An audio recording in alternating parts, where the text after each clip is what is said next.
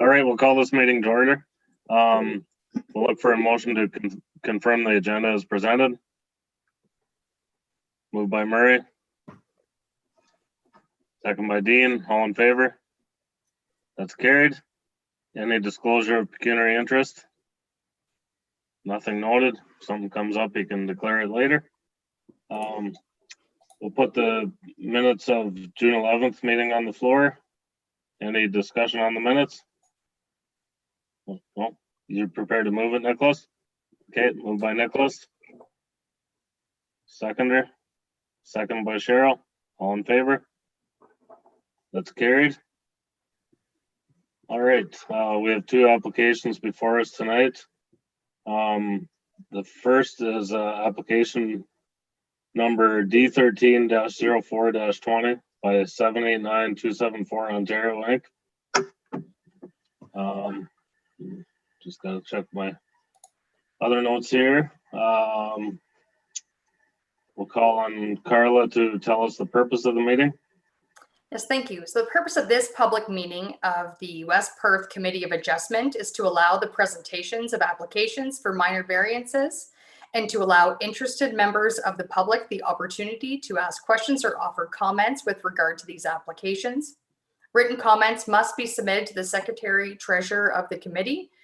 Any member of the public that would like to be notified in writing of the Committee of Adjustment's decision on the applications are to provide their name and mailing address to the clerk. This will entitle you to be advised of a possible local planning appeal tribunal hearing in the event the decision on these applications is appealed. Notices were sent by regular mail on Friday, October 2nd to property owners within 60 meters of both subject properties and to agencies requiring notice. All righty. This meeting is to consider an application for a minor variance for lands owned by 789274 Ontario Inc., known as Lot 11, Plan M44-73, Mitchell Ward, Duncan Street, West Perth. Now we'll ask Adam to present his report.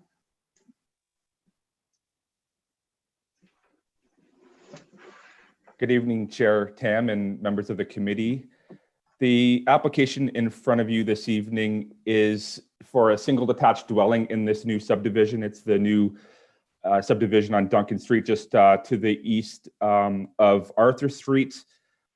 There's single attached dwellings proposed, as well as some semi-detached dwellings on the northerly extent of this subdivision. But what has been submitted for this one particular lot, being lot 11, is for an increase in the maximum permitted lot coverage from 40% to 46%. And this is specifically to allow for a rear deck, also a covered deck. So these are new design features being incorporated into dwellings that are being sought after, and an unenclosed but rather covered rear deck that is sheltered from the elements. And what the specifics of this deck is that it's above 20 centimeters above grade, and because it's that height above finished grade, it triggers the lot coverage to be exceeded by, in this case, 6%. So the intent of the lot coverage provision is to ensure that dwellings don't overpower the lot that they're situated upon, but also to ensure that the overall lot grading, drainage, and stormwater management for a subdivision is taken into consideration. So in this regard, the overall or the complete subdivision was designed and contemplated from an engineering perspective with a 45% impermeable area. So provided everything balances out, provided the overall subdivision doesn't exceed 45% impervious area, there should be no drainage, grading, or stormwater management concerns. I have submitted this application or have asked the municipality's engineer, BM Ross, to review this application. And the engineer is not concerned with regards to this drainage. The municipality did receive one piece of correspondence just this morning, and it was revised in the application, and it was from a resident living on Jordan Crescent at 224 Jordan Crescent, and they did submit questions about whether this increased lot coverage will have an impact on water ponding and drainage as it affects this area of the subdivision. So I did respond to the individual. As I stated just a few moments ago, the engineer has reviewed this application and does not foresee any implications on the overall subdivision. I should note that the applicant has submitted a zoning bylaw amendment that will affect the overall entirety of the subdivision. And although this application is looking for a 46% lot coverage, what the developer is seeking is a zoning amendment to allow any dwelling being constructed to reach that 45% lot coverage. So again, provided the overall subdivision doesn't exceed that 45%, there should be no drainage, grading, or stormwater management concerns. And just because the increased lot coverage is raised from 1% to a higher percentage, it doesn't mean that every house has to meet that maximum lot coverage provision. And I should speak to both this minor variance application tonight and with regard to the zoning bylaw amendment.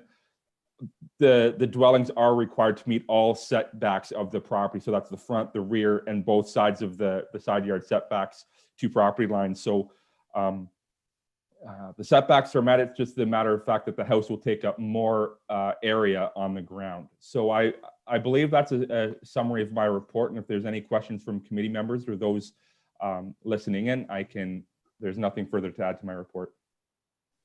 Okay, thanks, Adam. We'll now take comments from the applicant or agent. Yes, good evening. Can you hear me okay? Yep, we can. It's Dave Hannum here. We're the planning consultants for Mitchell-based B&S Construction, who are operating under the limited company that was indicated in the staff report. We've carefully reviewed Adam's report. We welcome the approval recommendation. We accept the proposed condition as well. As we've indicated in our materials and as concurred with municipal staff, this single variance meets the 4 tests of the Planning Act. We understand there's been no public objection and there's support from the consulting engineers, and as such we respectfully request that the committee approve the application. I'm happy to answer any questions you may have. Any questions for the agent? No, nothing. Okay. Anything from members of the public? Nothing. Okay. Any questions from committee members?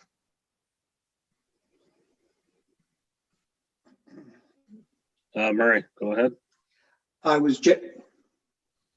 Can you hear me? Yep. Okay. I was just wondering, is this something that has been allowed in other subdivisions? Going from 40 to 45? Is this just kind of common, or is just an isolated thing, or a new thing because of the subdivision, or? Can you answer that, Adam?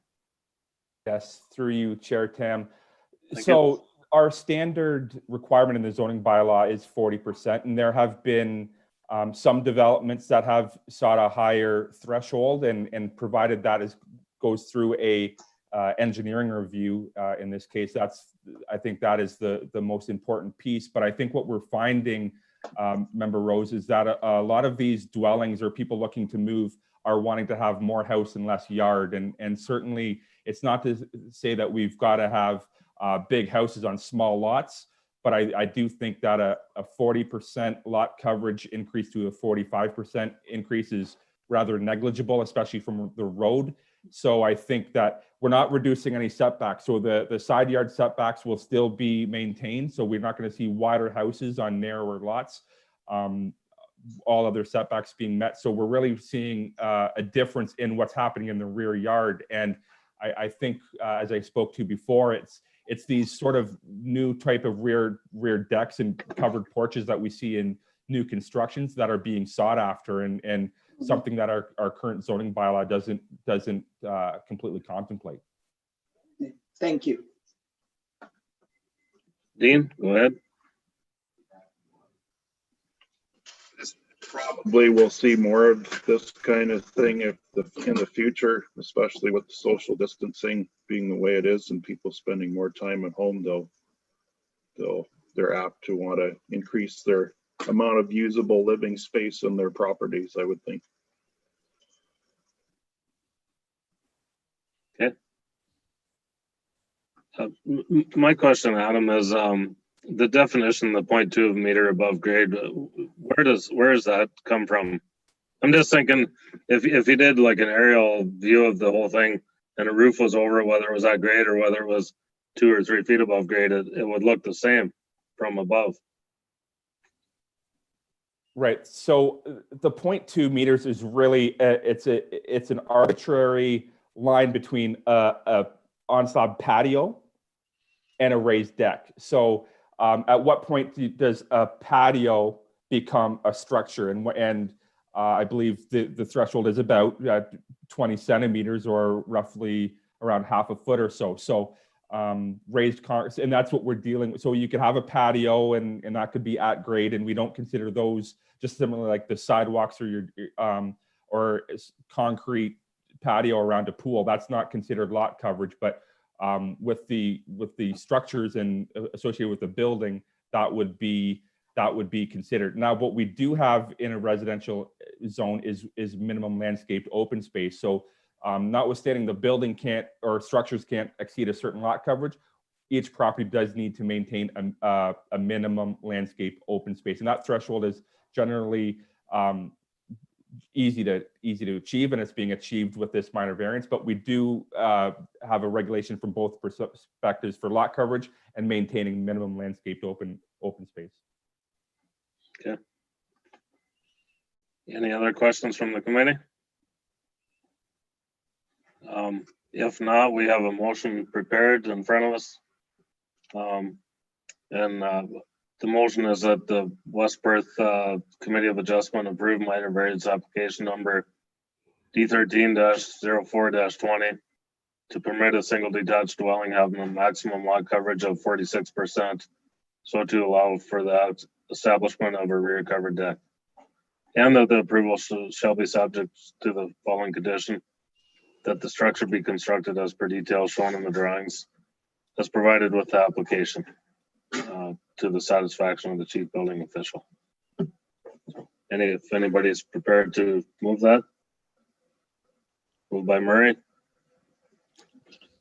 Second by Nicholas. All in favor? That's carried. Thank you. Thank you, guys. Thank you very much. Okay.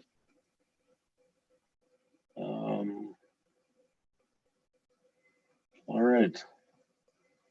Now we have, are we ready for the second one, Carla? Yes, we are. Okay.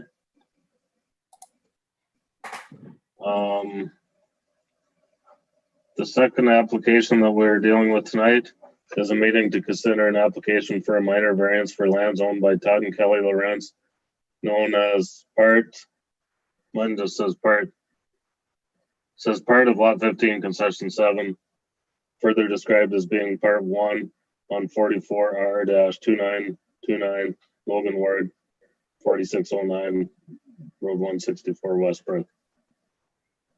And we would ask Planner Adam Bettridge to present his report on this application. Thanks very much. So through you, Member Tam, the purpose of this application is to seek relief from the zoning bylaws requirement that accessory structures to a residential dwelling not be permitted in a front yard. So before I get into too much detail, there's a difference between a front yard and a front yard setback. So the front yard setback on any lot is any given meters, but what we can't have is an accessory dwelling in a front yard. So in the front yard is not a setback, it's any part of the property between the front yard, or the road in this case, and the front face of a dwelling.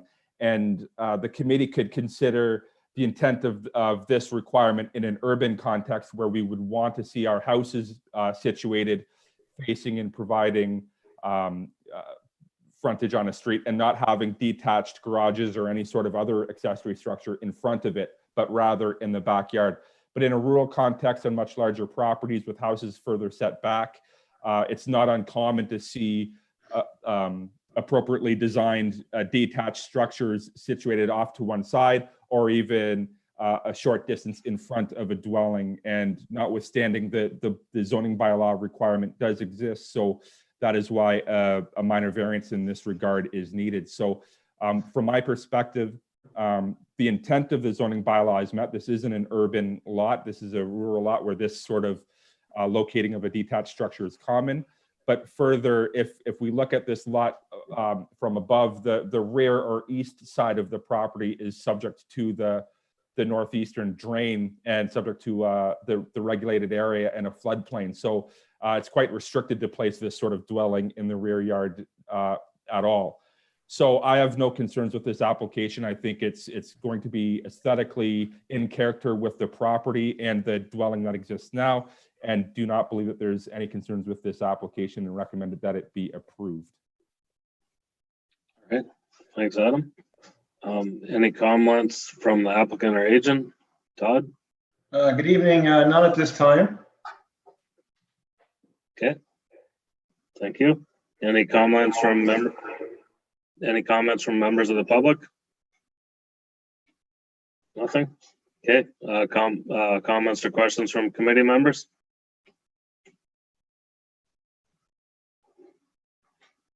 Nothing? Everybody's nodding their head? Okay, we'll bring this discussion to close. We have a motion prepared for us that the Municipality West Perth Committee of Adjustment approve minor variance application number D13-A05-2020 to permit a detached garage to be situated within the front yard in front of the dwelling as per drawings submitted with application number D13-A5-2020. Anybody prepared to move that? Moved by Dean. Second by Nicholas. All in favor? That's carried. Thanks very much. Thank you, everyone. All right. Well, the only other thing is the next motion is that West Perth Committee of Adjustment hereby closes this public meeting held pursuant to Section 45 of the Planning Act at 6:19 p.m. Moved by Murray. Second by Dean. All in favor? That's carried. Perfect. Thanks, everyone.